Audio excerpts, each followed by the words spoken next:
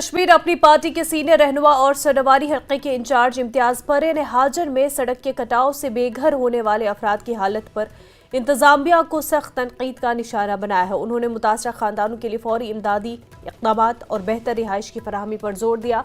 इम्तियाज परे ने Hajin civil society के सदर मीर बशीर अहमद, GHS हाजन इंतजामिया, मकामी फलाही कम्युनिटी, भारतीय फौज की 13RR और मीडिया की कोशिशों को सराहते हुए कहा कि हुकूमत इस मामले पर संजीदगी से गौर करना चाहे।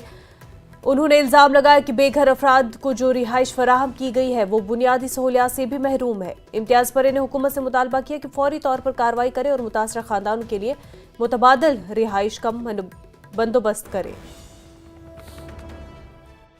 जहाँ तक नागानी आफत का ताल्लुक है, मैं समझता था कि शायद हमारी एडमिनिस्ट्रेशन जाग उठी है, जहाँ हमारा मेन रोड जो है धंस गया है और वहाँ खतरा हर वक्त बरपा है और उनको यहाँ स्कूल के अंदर शिफ्ट किया गया 5-6 फैमिलीज़ को।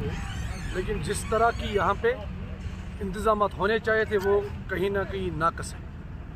ना यहाँ पे लाइट का इंतज़ाम है, ना पीने का पानी का इंतज़ाम है, न यहाँ पे रहन सहन की ज़िंदगी बसर नहीं कर सकते।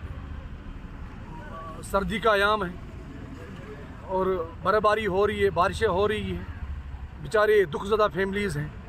एडमिनिस्ट्रेशन जब यहाँ आई तो उनको इनके रोज़मर्रा ज़िंदगी के वसाइल पैदा करने चाहिए थे, लेकिन वो कहीं ना कहीं नाकाम रही है। अगर यहाँ पे यतीम फाउंडेशन ना होती, अगर यहाँ पे स्कूल एजुकेशन की इनकी इंतज़ामिया ना होती, मीर बशीर अहमद ये जितने भी साथी इनके हैं, अगर ये लोग ना होते शायद ये ठंड से रात को मर जाते। उन्होंने अपने ब्याह पे इनको वो गैस बुखारियाँ मुहैया रखी और कहीं ना कहीं पानी, गर्म पानी मुहैया रखी। और अगर 13RR ना होती शायद ये भूखे मर जाते रात। और एडमिशन कहाँ से हुई? क्या चाहते एडमिनिस्ट्रेशन हमारी?